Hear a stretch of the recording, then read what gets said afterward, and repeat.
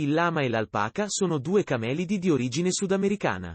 Spesso l'uno viene scambiato per l'altro, e la maggior parte delle persone non riesce a distinguerli bene.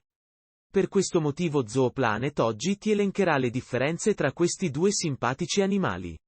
Prima di tutto però, ti invito a lasciare un like e ad iscriverti al canale, attivando le notifiche per non perdere nessuno dei nostri video.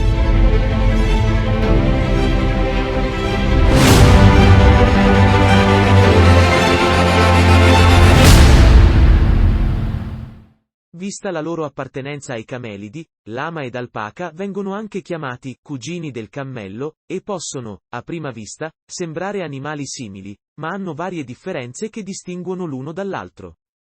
Fisico. Innanzitutto l'altezza.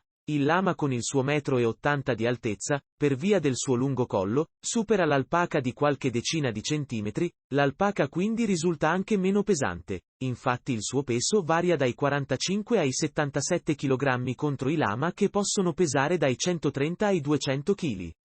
Il lama inoltre può anche sostenere un peso di circa 30 kg senza problemi. Parlando di altre caratteristiche fisiche, le orecchie dei lama sono lunghe e appuntite, mentre quelle degli alpaca sono piuttosto arrotondate e non molto grandi. Lana.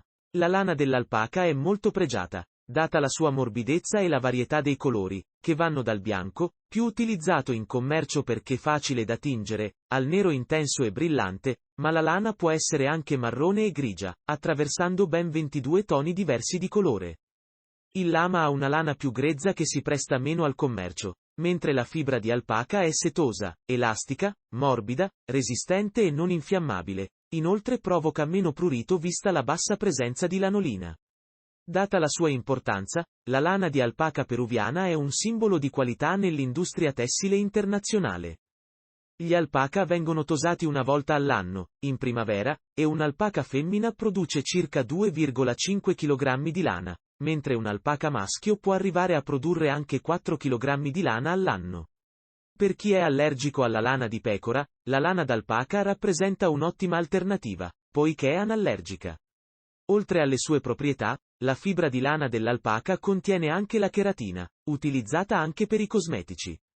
Gli Incas ritenevano che l'alpaca fosse sacro anche per la lucentezza del suo pelo, ed era nota come lana degli dei, tanto che solo l'imperatore e la sua famiglia potevano indossarla.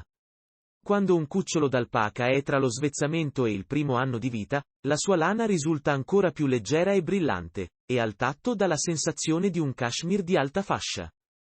Carattere. Il carattere distingue questi due curiosi animali. Il lama ha un carattere più forte e combattivo, infatti spesso fa anche da guardia al bestiame in molti allevamenti, ed è più confidenziale con l'uomo, rimanendo comunque piuttosto schivo e timido in determinate situazioni nelle relazioni umane.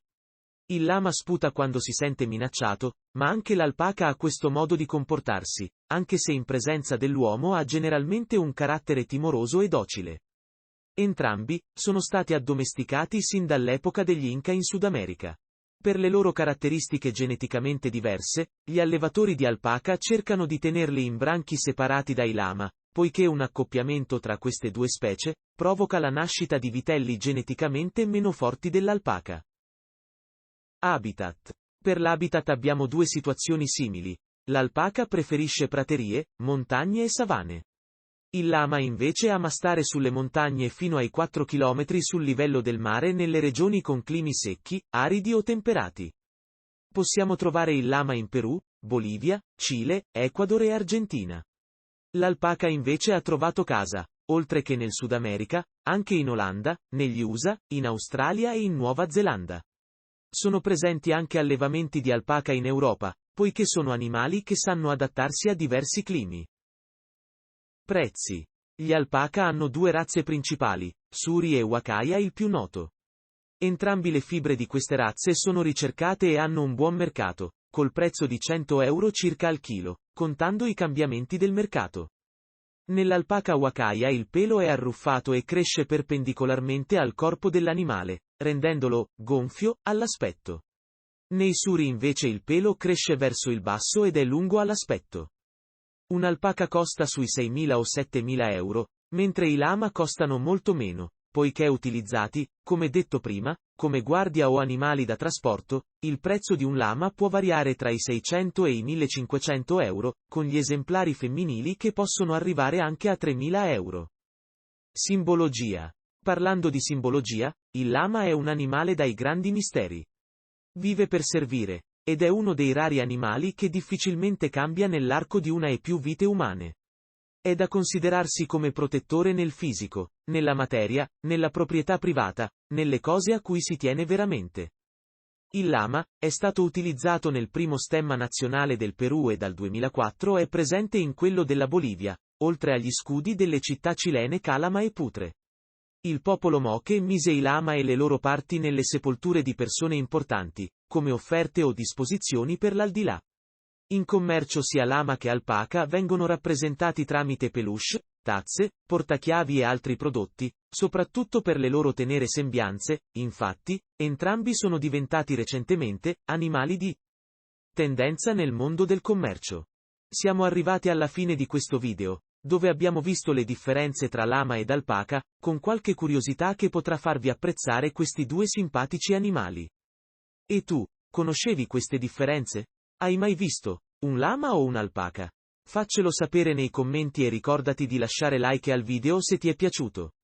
Se non vuoi perderti i nostri video iscriviti al canale attivando la campanella.